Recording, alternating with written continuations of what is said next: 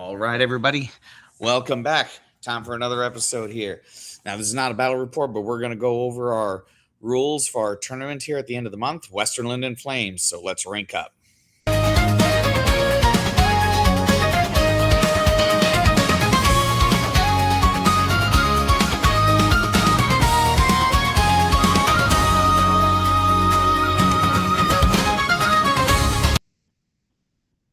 All right, guys. So, like I said, this weekend, or sorry, correction, not this weekend, but in 3 weeks, we have our Westerland and Flames tournament. Trying something new, 750 points, 5 games, and it's a narrative campaign tournament. 5 games, each game being about an hour, because as we found out, Battle March games go pretty quick. So, player pack is uploaded on our Facebook page and on our Discord, so feel free to ask questions if you have any. You can post them on this video too, and I'll answer them as we go. But so what we are going to do for this tournament, we are going to do the match play structure with the Path of Glory campaign. So there's no scenarios in this player pack at this time, and the reason being because all the scenarios are going to be very straightforward. They're going to be simple. They're going to follow the basic rules. They're either going to have 1 or 2 objectives on the battlefield to capture, or it's going to be based on kill points. So they're going to be very straightforward, nothing too fancy with them. Some of them are going to be battle lines, some of them are going to be offset, but for the most part, they're going to be plain and simple stuff. Where the complexity of this tournament comes in is that we're using the Path to Glory campaign rules. So you got to keep track of, what your not your champions, but what your characters, any bonuses that they get, any bonuses your units get for winning battles, and veteranship and everything else. So there is things you have to keep track of, and we'll have a chart, we'll have a sheet for you to fill out so you can help keep track of all your units. But that's the complexity part. So we figured since that's the complexity, we're going to make the scenarios very simple and straightforward.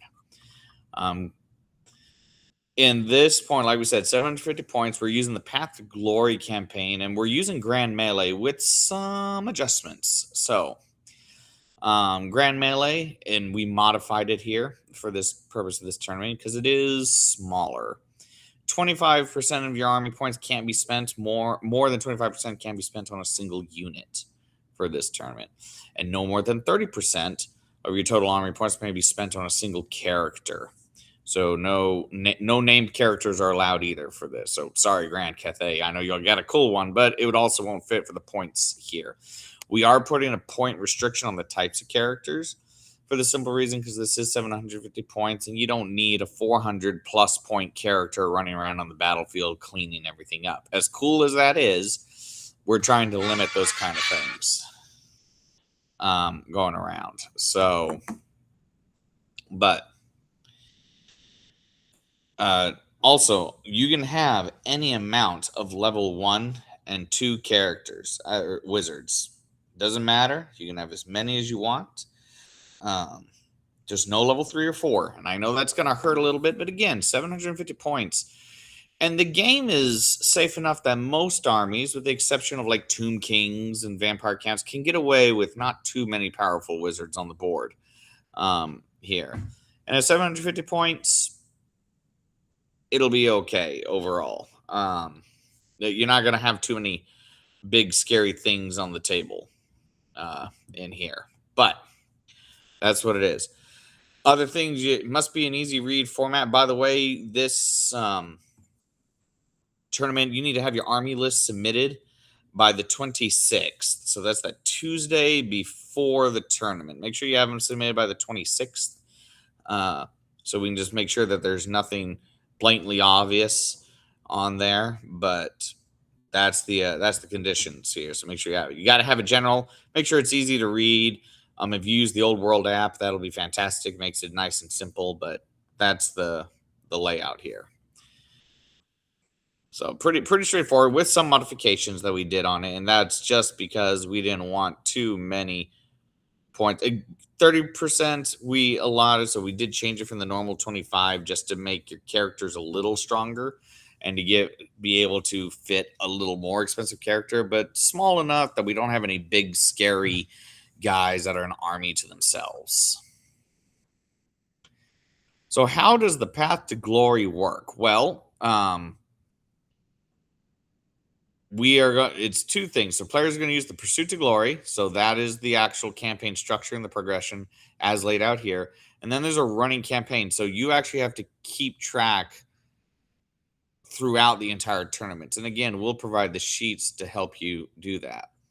But after every game, you can gain experience. Characters, units, they start accumulating experience points. And how do you claim experience points? Well, any character that was not removed as a casualty and does not flee at the end of the game earns one victory or one experience point that they'll be able to spend. They also gain one experience point for any enemy character they kill or a trophy of war is captured, and we'll go in a little more detail of trophy of wars and what those are. Or they also gain one by enemy units destroyed, and this applies if the character personally achieved it or who attached, or if they're attached to the unit. So the character, if he's in a unit, again, since this is smaller, I doubt we'll have any single characters wiping out entire units. You never know. Maybe they will. Who knows? If the unit's small enough. But if they're in a unit and they're attached to a unit, they gain that experience point as well. And then the general, if your general survives and he is the general, he gains one victory point for the win. If your general wins the game. Okay. Now notice there's no negatives, no negative experience points. Obviously here, it's all based on that. So that's what you gain. Okay. Now, how do you spend experience points? After a game, a character may spend their accumulated victory points to attempt to gain permanent improvements. They roll 1d6, and you add the current victory point. So, for example, you take a d6, and let's say you got 3 experience points in the last game. You roll that d6, and you rolled a 5. Well, 5 plus 3 experience points, that's an 8, and then that's going to coordinate to the chart. You don't obviously have to spend your experience points if you don't want to. You can accumulate them over the games and spend them where you wish. Just keep in mind, once you spend them, they're gone. And if you go the whole tournament without any, well, we're going to give you an extra victory point for that towards the tournament. But I'm going to tell you now, it's probably in your best interest to spend them. So you roll that, and then you consult the season commander table below, and the season commander table is down below here. We're going to go. After rolling, the XP is reduced to 0 unless otherwise stated.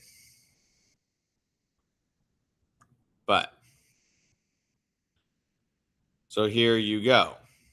Right, you roll a d6. So either use it or you lose it. For the most, sorry, I misspoke. You use it or you lose it.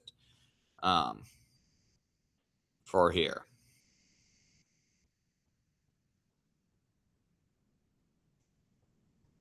But you roll, and this is the chart that you get. 2 through 6. Prideful braggart. You don't lose their XP, but you may attempt to future in the game. So if you roll a 2 through 6, well, then you're good. You got it for the next round. It just stacks. Okay. You're a grizzly old veteran. Get +1 leadership to a maximum of 10. And this stacks through the game. So it's not just the next game. Let's say you got a leadership 8 character and you roll the grizzly veteran. Get +1 leadership. Well, now you're leadership from a 7, now you're an 8 in there. And that stays with you for the rest of the game or for the rest of the tournament. And it'll stay with you all the way till after the tournament is done. So yes, it is possible for your general or character who gets these experience points to get a leadership 10 by the end of this thing, or not, depending on what happens. Same applies to the weapon skill or the ballistic skill. You get to pick one or the other. It's not both, guys. Sorry. And spoils of war, you get to permanently improve the armor value, the armor piercing value of one weapon, your weapon of your choice. This also includes a magic weapon. So if I have a sword of might, which is normally +1 strength, and AP1, then it's now going to be AP2.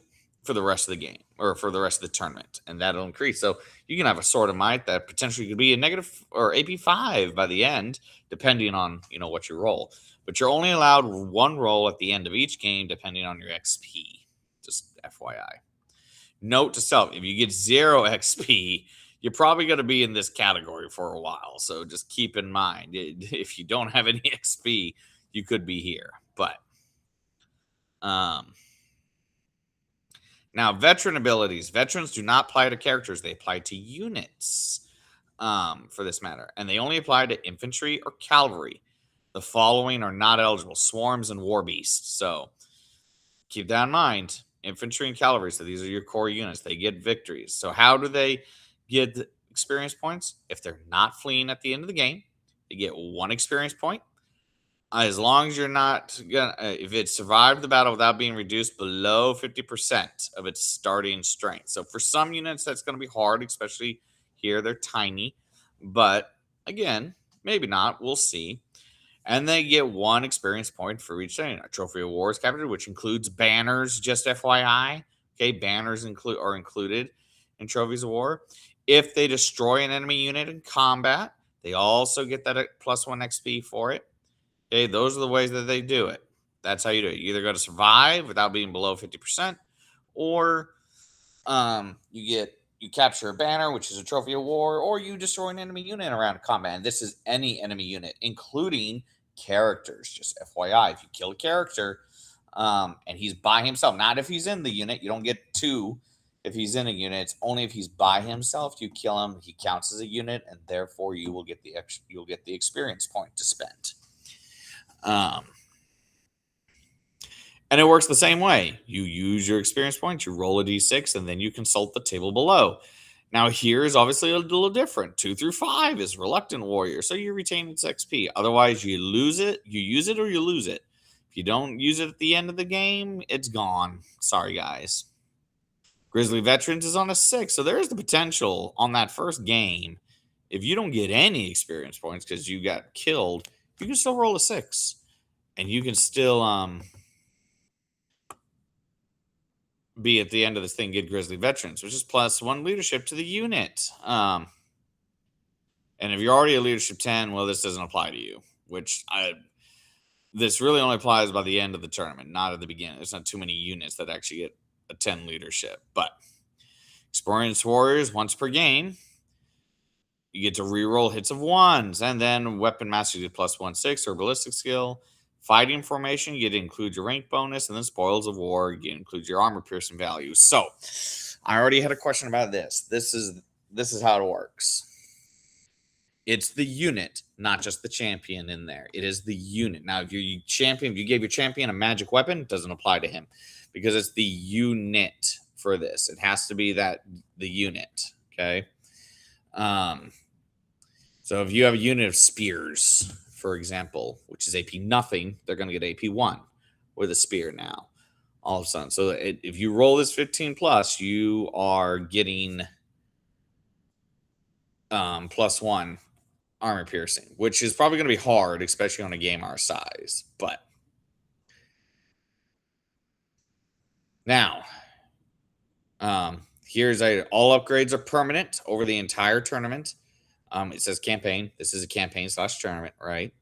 Units must be tracked carefully. We will provide a sheet for you to keep track of your current XP, your veterans ability gained, and you got to be spent in full. So I misspoke earlier here, but you have to be spent in full when rolling on the table, unless you roll Reluctant Warriors. So if you roll like a 2 through 5 or a 2 through 6 on the character, they don't lose it.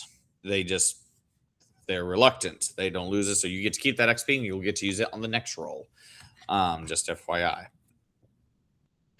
And they can impact upgrades can significantly impact rolls and efficient players. So you need to remember that, because if all of a sudden you have a better weapon skill on a unit that's typically like a weapon skill 4, but now they're weapon skill 5, you need to remember that because you're going to have to keep track on your sheet, and you're going to need to remember that because this can play an impact later down on how things go. So don't forget those things. Now, escalation. Here's the deal. After game 2, you get starting penalized for losses. So starting on game 3, So first 2 games, you're going to have no penalties. But starting game 3, you're going to have some problems. Must roll battlefield losses table to determine lasting effects from combat. Battlefield losses table. On a d6, 1 through 3, the unit's too badly mauled to recover its losses of veteran abilities along with spent in the AP.